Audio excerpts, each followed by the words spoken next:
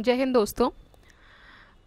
जो last video मैंने upload किया था provincial dynasty of north India and Deccan province, वो पूरी मेहनत बेकार चली गई बिकॉज़ उसमें वॉइस ही नहीं था, मेरा माइक्रोफोन ऑन नहीं था। तो जब and I realise this today when I was uploading the next video. So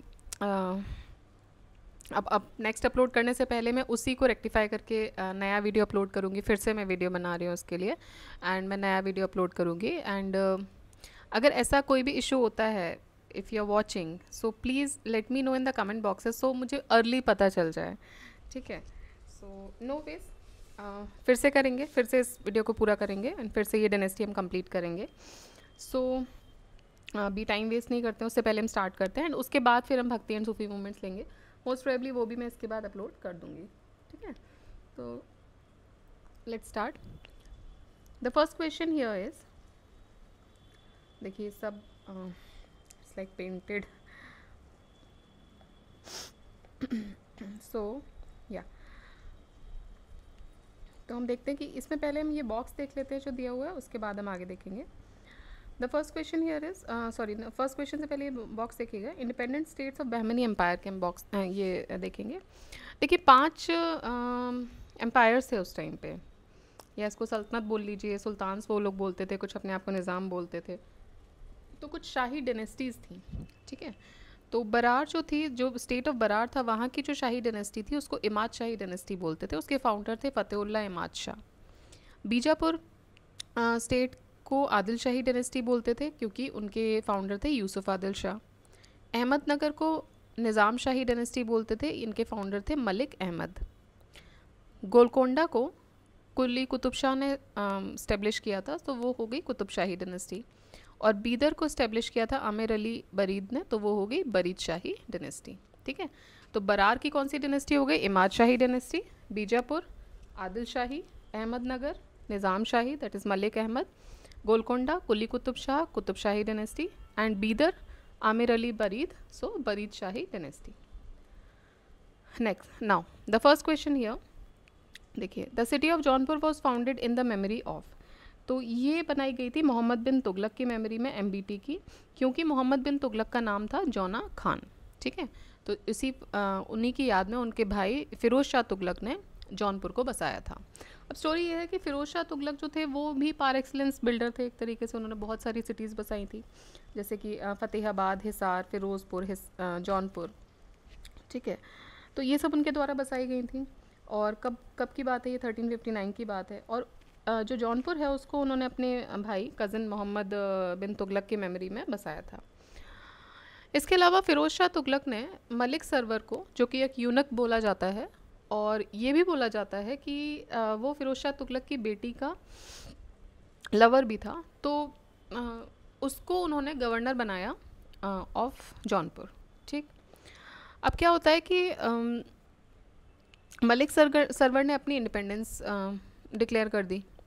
Malik server वहाँ पे वो रूल करने लगा, गवर्नर हो गया, so he declared his independence. And वो और उसका जो अडॉप्टेड बेटा था मुबारक शाह, इन दोनों ने मिलके वो डिनेस्टी वहाँ पे एक डिनेस्टी को रूल करने लगे। उस डिनेस्टी को इन्होंने नाम दिया शर्की डिनेस्टी, ठीक है। शर्की डिनेस्टी कहाँ पे? जौनपुर में।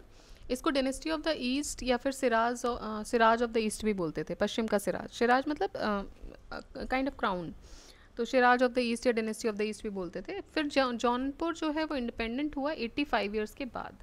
85 ईयर्स के बाद क्या होता है कि जो बहलोल लोधी होते हैं वो यहाँ के लास्ट रूलर हुसैन शाह को डिफीट करते हैं और दोबारा से जौनपुर को दिल्ली सल्तनत में रिकॉन्कर कर लेते हैं। तो जौनपुर इतने समय तक, मतलब अराउंड यहाँ पे टाइम दे रहे हैं 1359 में बनाई थी, जब भी उन्होंने गवर्नर बनाया होगा, तो 85 साल तक वो शर्की डेनेस्टी के नाम से वहाँ पे रूलिंग हुई है, ठीक है। और उसके फाउंडर कौन थे? मलिक अंबर और उनके बेटे हुसैन मुबारक शाह, और लास्ट रूलर थे हुसैन शाह, जिनको बहलोल लोधी ने जिनको हराया था 1479 एडी में, ठीक। तो ये पूरी स्टोरी है। Now again, who establish Jaunpur? Simple question हो गया अब हमारे लिए। Firoz Shah Tughlaq. Which one of the following places was known as Shiraz of the east during the regime of Sharqi rulers. तो शर्की रूलर्स के टाइम पे शिराज ऑफ द ईस्ट किसको बोलते थे? जौनपुर को बोलते थे। अभी हमने स्टोरी देखी है। तो जौनपुर अपनी हाइट पर था। ऐसा शर्की डायनेस्टी अलग हुआ, इंडिपेंडेंट हुआ, वो सब ठीक है, लेकिन वो अपनी हाइट पे भी था उस टाइम पे during the rain of Sharqi rulers. ठीक है। इब्राहिम शाह 1402 से 1440 तक उन्होंने रूल किया एंड उन्होंने बहुत सारे मॉन्यूमेंट्स बनवाए कुछ नए स्टाइल्स में। उस स्टाइल को, उस आर्किटेक्चर को बोला गया शर्की आर्किटेक्चर। जौनपुर को शिराज ऑफ द ईस्ट या शिराज ऑफ इंडिया भी बोला जाता था। सबसे इंपॉर्टेंट नोटेबल एग्जाम्पल जो शर्की स्टाइल ऑफ आर्किटेक्चर के जौनपुर में रहे हैं वो हैं अटाला मस्जिद, लाल दरवाज़ा मस्जिद और जामा मस्जिद। ठीक, अटाला मस्जिद, लाल दरवाज़ा मस्जिद और Jama Masjid. Next, which one of the following places was called Siraj of the east? Again very easy for you now because आपने स्टोरी पूरी देख ली है। एक बार ये वाली स्टोरी को एक दो बार पढ़ लीजिएगा, सुन लीजिएगा, तो आपको याद हो जाएगा कि क्या है कि जौनपुर बनवाया था फिरोज शाह तुगलक ने। किसकी याद में? मोहम्मद बिन तुगलक की याद में। जौनपुर क्यों नाम रखा गया? क्योंकि मोहम्मद बिन तुगलक का नाम जौना खां था। उसके बाद उन्होंने अपने एक गवर्नर को वहाँ पे अपॉइंट किया as the governor of Jaunpur. उसका नाम था मलिक सरवर। और मलिक सरवर और उनके बेटे जो थे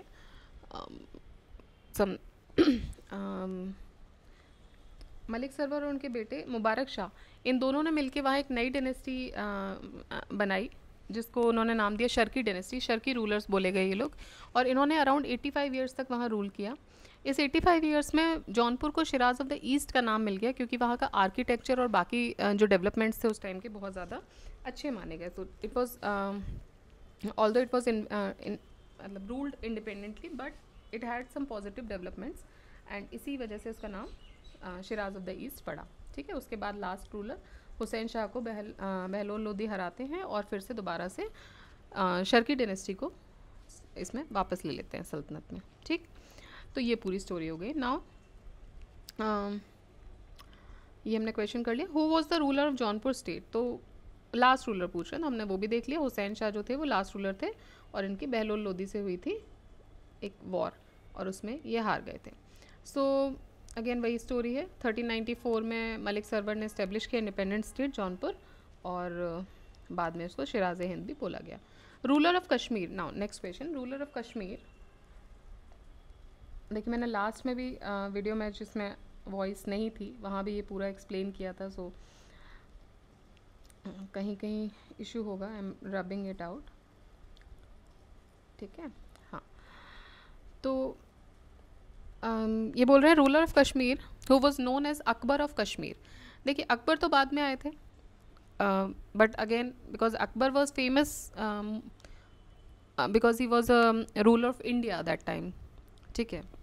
and this man Zainul Abidin, he was the ruler of Kashmir but he had this some kind of similar traits as Akbar. He was a tolerant ruler और बाकी religious tolerance भी था उसका। developmental activities भी उन्होंने बहुत सारी की। तो इन्हीं सब वजहों से उनको अकबर ऑफ कश्मीर बोला जाने लगा। although his period was earlier than Akbar, क्योंकि अकबर का पीरियड अगर हम देखें तो ये अकबर का पीरियड होता है 1556 से 1605 तक। ठीक है। उसके बाद 1605 से 1627 तक आई थिंक शाहजहाँ उनके बेटे का होता है जहांगीर का, और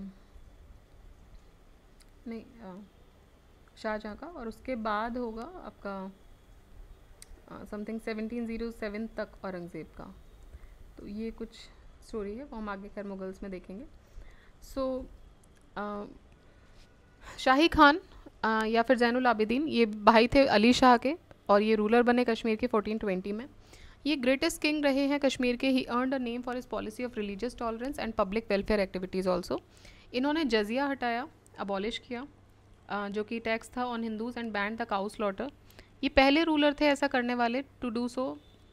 ऑल्सो महाभारत, दशावतार और राजतरंगिणी को ट्रांसलेट किया गया पर्शियन लैंग्वेज में इनके पीरियड में। इनको अकबर के साथ कंपेयर किया जाता है because of the religious tolerance. जो स्क्रिप्चर्स थे लाइक जैन प्रकाश एंड जैन विलास ये भी कंपाइल हुए इन्हीं के पीरियड में। And he also constructed artificial island of Zaina Lanka. तो इन्होंने वुलर लेक के बीचों बीच एक आर्टिफिशियल आइलैंड भी इस्टेब्लिश किया था जिसका नाम रखा गया Zaina Lanka on his name Zainul Abidin. ठीक है। तो ये आर्टिफिशियल जो आइलैंड बनाया गया ज़ैना लंका। ठीक। Next, what was the real name of Zainul Abidin, तो इनका भी हमने ऊपर देखा, Shahi Khan was the real name of Zainul Abidin. His rule was from 1420 to 1470, and even Akbar was not born at this time, and because of his popularity among people he was also known as Akbar of Kashmir. ये बाद में बोले गए हैं, ठीक. And the first 35 years of his rain, because देखिए आप ये वाला जो पीरियड आप देख रहे हैं ये तो अभी सल्तनत पीरियड ही चल रहा है ना. इंडिया में ओवरऑल जो सेंट्रलाइज जो पावर थी वो सल्तनत के पास थी, तो ये पीरियड जो है वो सल्तनत पीरियड चल रहा है अभी. तो the first 35 years of his reign are described by Jonaraja in the Raja Tarangini द्वितीय. तो उनके जो पहले 35 साल हैं उनके रूल के, वो डिस्क्राइब, देखिए टोटल उन्होंने 50 years रूल किया, तो पहले 35 साल जो हैं वो जॉन राज ने डिस्क्राइब किए हैं राज तरंगिणी द्वितीय में. एंड इनिशियल ईयर्स में अपने वो बोले जाते थे Shahi Khan. Who among the following ruler abolish jizya for the first time, तो जजिया को किसने हटाया, जैनुल आबिदीन ने हटाया. Next, the striking feature of the Jama Masjid in Kashmir completed by Zainul Abidin includes, तो क्या क्या फीचर्स हैं जो कश्मीर की जामा मस्जिद में देखने को मिलते हैं, जो कि इंपॉर्टेंट फीचर्स हैं, स्ट्राइकिंग फीचर्स हैं. तो turret, similarity with Buddhist pagodas and Persian style, तो इनमें से कौन कौन से हैं जो सिमिलैरिटी जो स्ट्राइकिंग फीचर्स हैं उस टाइम के जामा मस्जिद के. तो ये तीनों ही इंपॉर्टेंट फीचर्स हैं. सिकंदर बुटकिशिन बिल्ड जामा मस्जिद इन 1400 AD, तो सिकंदर बुटकिशिन ने इसको बनवाया 1400 AD में कश्मीर में, जिसको बाद में एक्सपेंड किया गया जैनुल आबिदीन के द्वारा, ठीक है. तो ये बना तो उनके पीरियड से पहले था, मतलब स्टार्ट हो गया था 1400 AD में, लेकिन उसको एक्सपेंशन जो मिला वो जैनुल आबिदीन के पीरियड में मिला. जो कैरेक्टरिस्टिक्स हैं इस जामा मस्जिद के उसमें है टरेट. टरेट का मतलब होता है जैसे कि क्या बोलेंगे, कोई बहुत बड़ी सी बिल्डिंग है उसके ऊपर आपने एक कुछ स्ट्रक्चर बना दिया, कुछ टावरिंग स्ट्रक्चर बना दिया, वो उसको टरेट बोलते हैं, ठीक है. तो वो आपको मिलेगा. सिमिलैरिटी उनको मिलेगी बुद्धिस्ट पेगोडास के साथ भी इसकी सिमिलैरिटी थी उस पीरियड में. एंड पर्शियन स्टाइल भी इसमें देखने को मिलता है. तो ये तीनों ही फीचर्स इसके होंगे. Next is, who amongst the following scholars was not in the court of Kumbha, Kumbha के कोर्ट में इनमें से कौन नहीं थे. तो देखिए सुंदर सूरी थे, तिल्ला भट्ट थे, नाथ थे. मुनि जिन विजय सूरी, मुनि जिन विजय सूरी उनके कोर्ट में नहीं थे, ये थे अकबर के कोर्ट में, ठीक. He was in the court of Akbar. Next, medieval Indian state और प्रेजेंट रीजन. तो मेडिवल इंडियन में चंपक को सेंट्रल इंडिया बोलते थे, नहीं. दुर्गरा या दुर्जरा जो भी इसको प्रोनाउंस करते होंगे, एग्जैक्ट प्रोनाउंसिएशन जम्मू था, yes it was Jammu. And Kuluta और Kulut it was Malabar, no it was not Malabar, ठीक है. तो देखते हैं मेडिवल इंडियन स्टेट्स जैसे कि चंपक और Kulut were related to current Himachal Pradesh, ठीक है. तो ये जो दोनों हैं ये हिमाचल प्रदेश से रिलेट करते हैं, ना सेंट्रल इंडिया और मालाबार रीजन से नहीं करते हैं. Durjara was situated in Jammu. Champak, Durjara and Kuluta were related to Rajputs. तो ये तीनों रीजन राजपूत डोमिनेटेड रीजन से, and they were part of the then Punjab. देखिए हिमाचल प्रदेश और ये जम्मू उस टाइम का पंजाब का ये पार्ट बनाते थे. तो ये जो 3 स्टेट्स हैं, these rise as a result of tripartite struggling states downfall. तो जो ट्राईपार्टाइट स्ट्रगल हुआ था, जो हमने एंशिएंट इंडिया में पढ़ा था पाल, प्रतिहार और राष्ट्रकूट के बीच में, उसका जो डाउनफॉल हुआ उसकी वजह से इनका राइज यहाँ पे देखने को मिला, मतलब उसका जो असर हुआ उसकी वजह से इधर इनका राइज जल्दी हुआ, ठीक है. तो ये एक ट्राईपार्टाइट स्ट्रगल था इनके बीच में. Next is, Bahmani state was established bye. तो बहमनी स्टेट किसने बनवाया, मतलब इस्टेब्लिश किया था, ये किया था अलाउद्दीन हसन ने. अलाउद्दीन हसन ने बहमनी स्टेट इस्टेब्लिश किया. Bahmani empire was founded by Alauddin Hasan Bahman Shah, जिनको ज़फ़र खान भी बोलते थे. इनको हसन गंगू भी बोलते थे. तो हसन गंगू के नाम से ज़्यादा फेमस थे. जैसे कि जनरली अगर आप पूछो कि विजयनगर एम्पायर किसने इस्टेब्लिश किया, तो हरिहर और बुक्का, और बहमनी एम्पायर किसने किया, तो Hasan Gangu, that is the name. But उनका रियल नेम आप याद रखिएगा, अलाउद्दीन हसन बहमन, या फिर उनको ज़फ़र खान भी बोलते थे या उनको हसन गंगू भी बोलते थे. कब किया, 1347 में किया. He declared Gulbarga as the capital of his empire. और इन्होंने अपनी कैपिटल जो मतलब डिक्लेयर किया वो गुलबर्गा किया, और उसको एहसानाबाद नाम दे दिया गुलबर्गा को. फिर उन्होंने अपने एम्पायर को 4 रीजन्स में डिवाइड किया, गुलबर्गा, दौलताबाद, बरार और बीदर. गुलबर्गा जो था वो सबसे सिग्निफिकेंट डिस्ट्रिक्ट था उस स्टेट का। उसके अलावा उन्होंने एनेक्स किया सदर्न हिंदू रूलर्स को और एक नया सिस्टम स्टार्ट किया providing powers and jagirs to his followers. तो उन्होंने जागीर्स और पावर अपने फॉलोअर्स को प्रोवाइड करना स्टार्ट कर दिया। और इन्होंने अबॉलिश किया जजिया भी हिंदूज़ पे। ठीक है, अभी हमने देखा जैनुल आबिदीन ने किया था पहले, और इन्होंने भी जजिया हिंदूज़ पे अबॉलिश किया। ठीक, so he was the founder of Bahmani state. क्या नाम था? अलाउद्दीन हसन बहमन या ज़फ़र खान या फिर हसन गंगू। और 1347 में इन्होंने इस्टेब्लिश किया है एम्पायर। फिर इन्होंने अपने एम्पायर को 4 रीजन्स में डिवाइड किया, और इसमें से गुलबर्गा, दौलताबाद, बरार और बीदर ये सबसे इंपॉर्टेंट रीजन्स रहे। गुलबर्गा सबसे सिग्निफिकेंट डिस्ट्रिक्ट था उस स्टेट का। उसके अलावा उन्होंने सदर्न हिंदू स्टेट्स को भी उन्होंने एनेक्स किया, और एक नया सिस्टम मतलब उन्होंने बनाया, और providing powers and jagirs to his followers. साथ ही साथ उन्होंने जजिया को भी अबॉलिश किया। ठीक है, next, the Bahmani kingdom was founded in the year, हमने देख लिया 1347। विच of the following was the first capital of Bahmani kingdom? देखिए ये जो 1336 दिया हुआ है ये क्या है, कौन सा ईयर है ये? This is also significant year. Please comment in the comment box कि 1336 जो है वो किस लिए फेमस है। ठीक है, तो बताइए विच of the following was the first capital Bahmani. वो भी हमने देख लिया कि फर्स्ट कैपिटल जो उन्होंने डिक्लेयर की थी वो गुलबर्गा की थी। ठीक है, next, who among the following was the founder of Bahmani kingdom in Deccan? Hasan Gangu. Bahmani kingdom was founded in which century? 14th century, क्योंकि 1347 जो है वो 14th सेंचुरी बोला जाएगा। आई थिंक ये तो आप लोगों को पता ही होगा। मान लो अगर हम 14th सेंचुरी बोल रहे हैं तो हम 1300 से लेके 1400 के बीच की बात कर रहे हैं। 15th बोल रहे हैं तो 1400 से 1500 के बीच की बात करें, है ना। तो ये पीछे वाला सिस्टम थोड़ा चलता है, कंफ्यूज मत होइएगा। 14th सेंचुरी का मतलब ये नहीं कि 1401 से 1500 नहीं चलेगा। तो ये I am not saying it to the veterans, but नए नए जब आते हैं तो ये भी कुछ कन्फ्यूजन्स होते हैं। तो कुछ ऐसे भी लोग होंगे जो बिल्कुल नए ज्वाइन किए होंगे, तो उनके लिए ये मैं क्लैरिफाई कर रही हूँ। ये मत सोचिएगा कि इतनी इजी सी चीज़ क्यों बताई जा रही है, बट ये कभी कभी क्या होता है जब हम स्टार्ट करते हैं तो हम जनरली कुछ चीज़ें बहुत छोटी होती हैं जो हम पूछ नहीं पाते हैं। सभी फेस करते होंगे, आप लोगों ने भी किया होगा, मैंने भी किया है, तो सभी ये चीज़ें फेस करते हैं। तो जहाँ याद आ रहा है वहाँ मैं बताती जा रही हूँ कि भाई ये भी बहुत छोटी चीज़ है, बट कंफ्यूज नहीं होना है। 14th सेंचुरी का मतलब है 1300 से लेके 1400 के बीच की जो पीरियड होगा, that will be called 1400 century. ठीक, who was the founder of Bahmani kingdom? तो अगेन अलाउद्दीन हसन ज़फ़र या हसन गंगू या फिर Zafar Khan. Bahmani kingdom was founded by Alauddin Hasan Gangu by revolting against the Delhi Sultanate in 1347. The successful revolt of the new nobles against Muhammad Tughlaq resulted in the founding of Bahmani dynasty. ठीक है, फिर उनके coronation के बाद देखिए ये भी important चीज़ है, इसको भी देखिए कि 1347 में क्या हुआ कि एक रिवोल्ट हुआ। नए जो नोबल्स थे किसके अगेंस्ट? मोहम्मद बिन तुगलक के अगेंस्ट रिवोल्ट किया उन्होंने। तो उसकी वजह से क्या हुआ, यहाँ पे कुछ लोग खिसक के आ गए, है ना। मतलब उन्होंने अपने आप को इंडिपेंडेंट घोषित किया कि भाई हम तो इंडिपेंडेंटली वर्क करेंगे। तो ये जो इंडिपेंडेंट लोग थे इन्हीं में से एक थे ये Alauddin Hasan Gangu.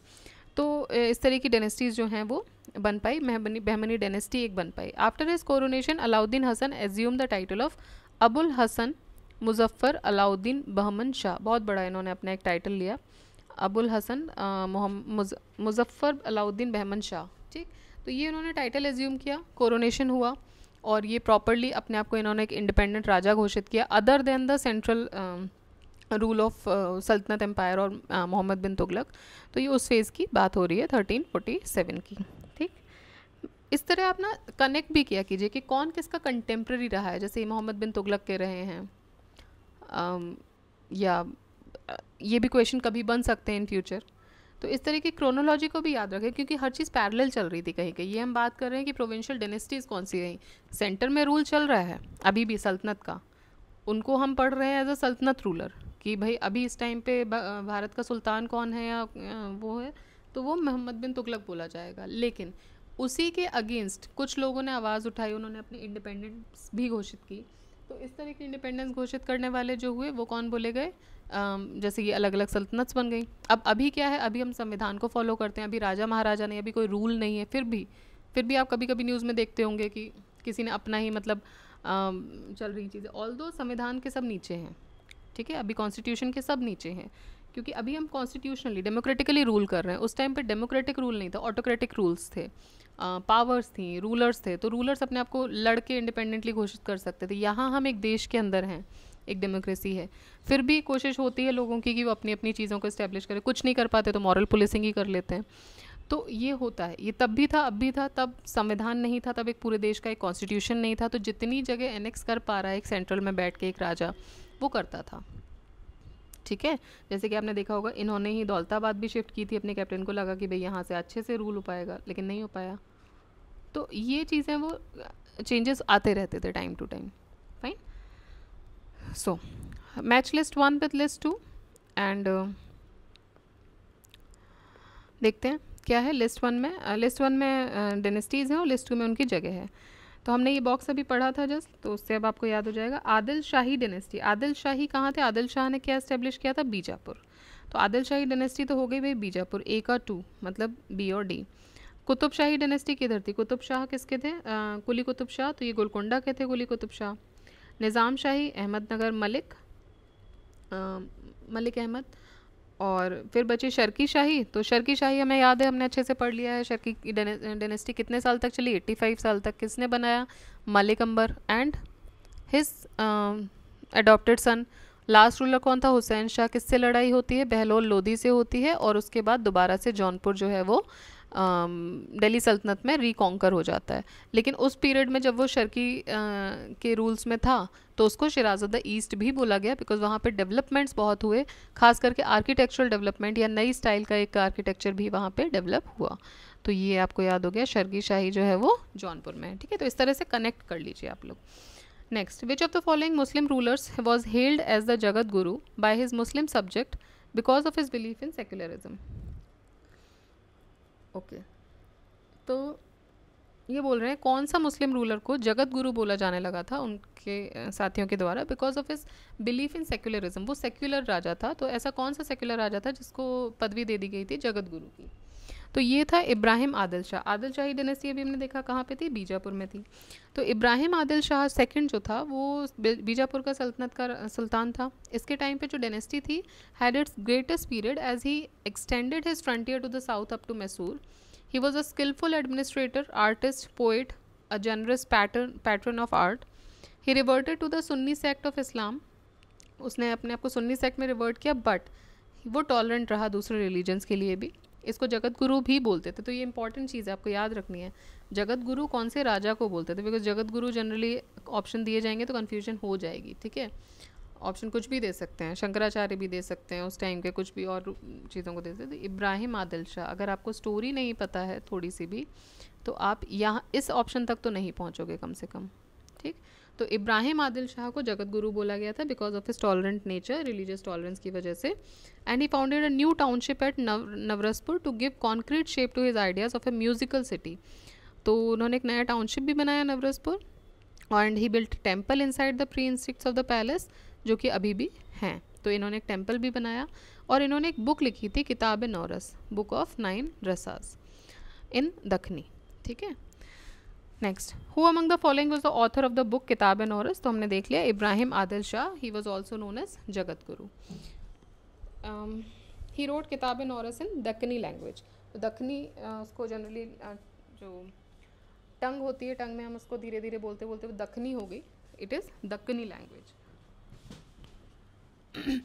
Next is, how did the dynasty of Nizam Shahi of Ahmadnagar come to an end? अब देखिए अहमदनगर में कौन थे? निज़ाम्स थे। तो ये ख़त्म कैसे हुई? तो अहमदनगर जो था वो एनेक्स कर लिया गया था मुग़ल एम्पायर में, and Hussain Shah was consigned to life imprisonment. ठीक, तो अहमदनगर, हुसैन शाह ये शर्की डायनेस्टी वाला नहीं है, शर्की डायनेस्टी वाला भी लास्ट रूलर हुसैन शाह था। तो ये सब शाही डायनेस्टी थी, लोग पीछे शाह लगाने लगे थे। तो ये हुसैन शाह है अहमदनगर वाला, और ये एनेक्स हुई थी मुग़ल एम्पायर में लेटर पीरियड में। ठीक है, वो तो हमने देखा कि वो तो दिल्ली सल्तनत में ही हो गई थी बहलोल लोदी के टाइम पे।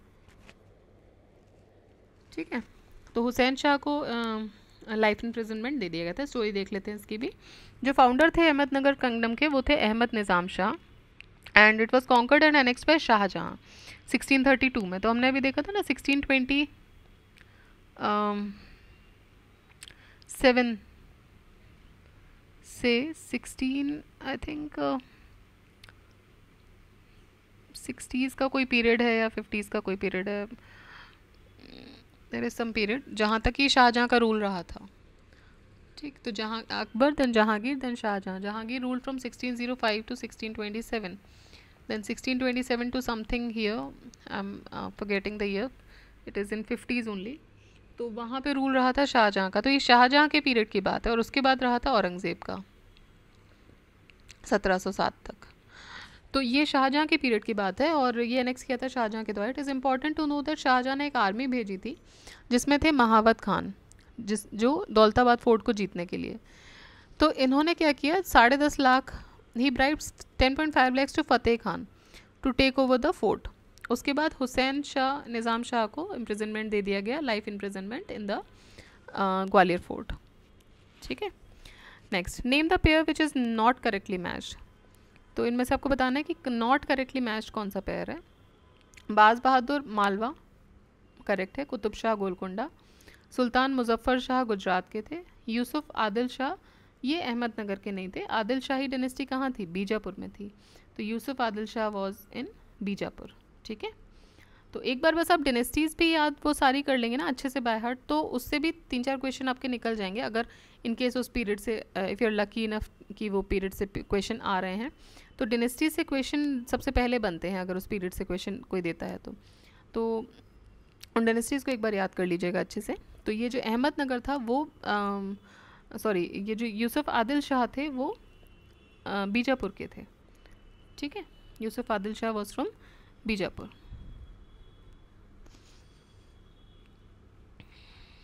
कहाँ चला गया, okay okay, everything is blue, so I think ये हो चुका है, but it was in last video 1 minute। So yes, हाँ, तो ये हमने देखा लास्ट कि ये जो यूसुफ आदिल शाह थे वो बीजापुर के थे, अहमदनगर के नहीं थे। अहमदनगर में कौन थे, अहमदनगर में निज़ाम शाही डायनेस्टी थी। Malik Ahmad was the founder of this dynasty. Now what is Golconda called at present. तो अभी उसको गोलकुंडा को क्या बोला जाता है, Hyderabad. So the ruins of Golconda, the capital of Bahmani, are scattered in 7 miles west of Hyderabad. It was under Yadavs of Devgiri and Kakatiyas of Warangal. तो बाद में ये फिर यादव्स और ककातियास के पास भी गई। बाद में औरंगज़ेब ने उसको पजेस किया एंड कुतुब शाही डायनेस्टी को ख़त्म करके औरंगज़ेब ने इसको पजेस कर लिया। किसको, गोलकोंडा को। एंड ये फेमस थी डायमंड के लिए उस टाइम पे। Qutub Shahi dynasty was famous for diamond. ठीक है, तो ये होती, यहाँ पे इसका एंड होता है। देखिए, this is also a fact and history gives you a life lesson कि कोई भी पीरियड होगा, अच्छा हो या बुरा हो, पहली चीज़ तो वो निकल जाएगा। तो आप लोग प्रिपेयर करते हैं, इस प्रिपरेशन के फेज़ में कभी भी ये मत सोचिएगा किसी भी तरीके की अपने मन में कोई गलत धारणा नहीं लानी है। ठीक है, कुछ गलत एक्ट नहीं करना है, बिकॉज कितना भी मुश्किल हो दिन निकल जाता है, कोई नहीं रोक पाएगा उसको। ठीक है, तो हिस्ट्री अगर आप पढ़ रहे हैं, आप एक हिस्ट्री के स्टूडेंट हैं, तो ये चीज़ आपको सबसे पहले सीखनी चाहिए। जो बच्चे कुछ गलत डिसीजन ले लेते हैं वो, इसका मतलब they are not good students. ठीक है, क्योंकि कोई भी फेज़ हो वो निकल ही जाता है, उस टाइम पे हमें नहीं पता चलता है, बट आज हम उनको पढ़ रहे हैं उनके 500 साल बाद, 1000 साल बाद, बट आप देखेंगे कि वो फेज़ निकलेगा ही, वो कभी नहीं रुकने वाला। कोई भी चीज़ शुरू हुई है तो उसका अंत होगा, अच्छे से बुरे से, बीच में बहुत सारी प्रॉब्लम्स भी आएंगी, लेकिन it will go to an end, धीरे धीरे करके वो ख़त्म होगी। ठीक है, चाहे कितना भी बड़ा राजा रहा हो और चाहे कितना भी आम आदमी रहा हो। राजाओं के नाम हिस्ट्री में लिख दिए गए हैं, आम आदमी के नहीं लिखे गए हैं, लेकिन कितना भी बड़ा रूलर रहा हो वो ख़त्म पे आएगा।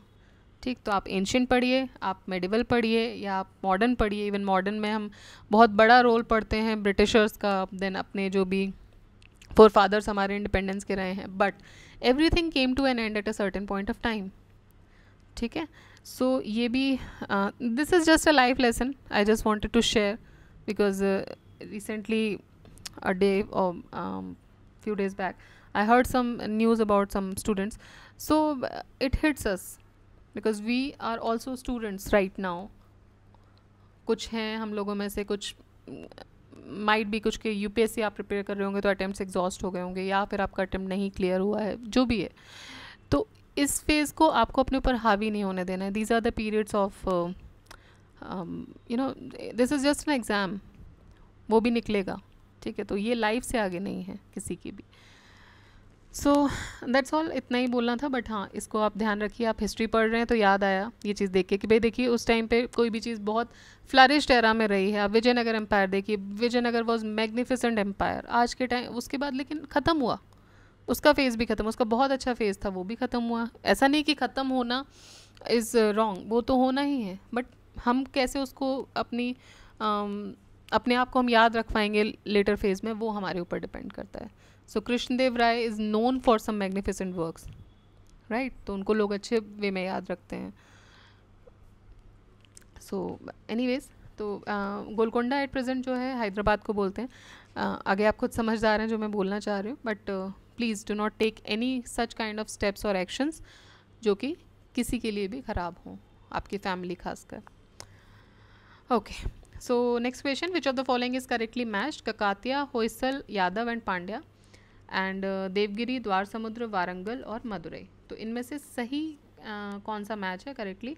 तो होयसल की जो कैपिटल थी वो द्वार समुद्र थी, ये सही है. जबकि वारंगल जो थी वो ककातियास की थी. Warangal was the capital of Kakatiyas. Then Devagiri was the capital, Kakatiyas की हो गई वारंगल, देवगिरी हो गई यादव्स की, एंड पांड्यास की थी कोरकई, मदुरई नहीं थी. ठीक है, कोरकई. सो ये हो गया. Next is Dwara Samudra was the capital of which dynastic power? So अभी हमने देखा द्वार समुद्र किसकी थी? होयसल्स की थी. द्वार समुद्र वॉज ऑफ होयसल्स. ठीक है, जिसको अभी हैलेबिडो भी बोलते हैं. It was the capital of Hoysala dynasty during 1121 AD. The Hoysal dynasty was founded by Nripkam II, who came to political prominence during the rule of King Vishnuvardhan. The Hoysal era was an important period for the development of art and religion in South India. Hoysal monuments are found in, तो कहाँ मिलते हैं Hoysal monuments? ये मिलते हैं Halebid और Belur में. Hoysal empire was a prominent southern Indian Kannadiga empire that ruled most of the modern state of the Karnataka between 10th and 14th century. The capital of Hoysal was initially located at Belur, but was never later moved to Halebid. ठीक है, तो capital जो थी वो initially Belur में थी, but बाद में उसको हेलेबिड में शिफ्ट किया गया. Hoysaleswara temple at Halebid is dedicated to Shiva. तो जो होयसलेश्वर टेम्पल है वो किसको डेडिकेटेड है? शिवा को. While they built Jain temples also to satisfy the Jain population. Large and small temples built during this era are of Hoysala architectural style, including the Chennakeshava temple at Belur. तो ये सब किस में बने हुए हैं? होयसलेश्वर आर्किटेक्चर स्टाइल में बने हुए हैं. What is modern name of Hoysaleswara ancient capital of द्वार समुद्र? तो अभी जो उसका नाम है द्वार समुद्र का वो क्या है? हेलेबिड. ठीक है. Next, which of the following monuments has a dome which is said to be one of the largest in the world? तो ये है गोल गुम्बद, बीजापुर. तो बीजापुर डायनेस्टी का जो ये है आपका डोम है वो largest, one of the largest domes in the world बोला जाता है. बीजापुर में आप बताइए कौन सी डायनेस्टी थी? आदिल शाह ने इसको बनाया था. ठीक है, तो आदिल शाही डायनेस्टी हो गई. एंड या Gol Gumbaz built by Adil Shah of Bijapur is said to be the largest dome in the world. Next, match करना है आपको लिस्ट 1 को लिस्ट 2 से. So double dome, then octagonal dome, true arch dome और गोल गुम्बद. देखिए गोल गुम्बद जस्ट अभी हमने पढ़ा मोहम्मद आदिल शाह. डबल डोम जो है वो सिकंदर लोदी का था. देन ऑक्टागोनल डोम याद रखिएगा, ऑक्टागोनल किसका है? शेरशाह का है. और ट्रू आर्क डोम बोला जाता है बलबन का. बी आंसर इसका 4132. Double dome is Sikandar Lodi, octagonal dome is Shershah, true arch dome जो है वो बलबन का है, और गोल गुम्बद में जो सबसे लार्जेस्ट माना जाता है वो बनवाया था आदिल शाह ने. Now next question is who built गुजरी महल? तो गुजरी महल कहाँ पर है? गुजरी महल इज इन ग्वालियर. और ये बनवाया किसने था? तो ये मान सिंह ने बनवाया था, the king of Gwalior that time. तो इन्होंने अपनी वाइफ गुजरी के लिए महल बनवाया था इन 1510। और ये बहुत ही यूनिक पीस ऑफ आर्किटेक्चर है क्योंकि इसमें उन्होंने जो वाटर कैसे आए, मतलब आपके महल तक पहुंचाने की जो पूरी व्यवस्था उसमें दिखाई गई, उसको उन्होंने बहुत ही आर्किटेक्चरली बहुत ही रिफाइंड तरीके से बनवाया था उस टाइम पे। So this is one of the finest example of architecture. Next is who were Poligars of south India. Poligars कौन होते थे? क्या वो ज़मींदार थे या महाजन्स थे या territorial administrative and military governors थे या न्यूली एनरिच्ड ट्रेडर्स थे? तो भाई ये टेरिटोरियल एडमिनिस्ट्रेटिव और मिलिट्री गवर्नर्स थे। पलेकर और Poligar was the feudal title of a class of administrative and military governors जो कि अपॉइंट किए गए थे नायक रूलर्स के द्वारा of south India and during 16 to 18th century. ठीक है। नेक्स्ट, भक्ति और सूफी मूवमेंट के बारे में बताना है। सॉरी सो सॉरी, मुझे लगा क्वेश्चन है। सो भक्ति और सूफी मूवमेंट जब हमारा नेक्स्ट जो आएगा, एंड ये मुझे फिर से बनाना पड़ा because as I told you कि वॉइस उसमें वॉल्यूम नहीं था, but I request you all, अगर आप वीडियोस देख रहे हैं और इस तरह की कोई इश्यूज़ आ रहे हैं तो प्लीज़ एक बार कमेंट बॉक्स में उसको मेंशन कर दिया कीजिए। कभी कभी नहीं पता चल पाता है because I am in a working state also, और उसके बाद आके मैं ये सब करती हूँ तो I get very less time for everything. So इससे मेरे लिए भी थोड़ी सहूलियत हो जाएगी एंड मे बी इसको थोड़ा बेटर किया जा सकता है। इसीलिए I always ask for some kind of changes if you want in it, तो उस वो चेंजेस हम कर सकते हैं बेहतरी से। So anyways, keep studying, keep reading. मैंने ये दोबारा से इसीलिए बना दिया है बिकॉज वो उस वीडियो का कोई मतलब नहीं है, इट्स जस्ट उसमें माइक्रोफोन ऑन नहीं हो पाया था, तो that is without a voice. तो ठीक है, anyways check out this video, आप देखिएगा एंड रिवाइज़ कीजिए। इंपॉर्टेंट है ये भी क्योंकि यहाँ पे सारी डिनेस्टीज़ हैं उस पीरियड की, और इन डिनेस्टीज़ की भी अपनी एक बहुत अच्छी कहानी है। ऑल्दो वो NCERT में वो कहानी दी गई है, यहाँ नहीं है, बट स्टेट पे उतना फोकस शायद उधर से नहीं करते, but they also has a very good story. Anyways जब आप अगर UPSC प्रिपरेशन में हैं खासकर, तो तब आप उसको शायद पढ़ेंगे। एंड इसी के साथ ये वाला वीडियो हम ख़त्म करते हैं। आप रिवाइज़ करते रहिए, बाकी पुराना भी आपको रिवाइज़ करना है, उसको छोड़ना नहीं है, रिवाइज़ करना करते रहिए बाकी चीज़ें भी, because there are very few terms. Revise से एक फ़ायदा होता है, हो सकता है आपको मोमेंटरीली मैं आपसे अचानक पूछ लूँ तो याद नहीं आए, लेकिन एग्ज़ाम में आप डेफिनेटली 99% उसका आंसर आप सही लगा के आएंगे if you are in a state of presence of mind, तो वो आपके लिए हेल्पफुल रहेगा। इसीलिए रिविज़न जो होता है वो मस्ट होता है, तो वो आप करते रहिए एंड पढ़ते रहिए। So keep revising, take care,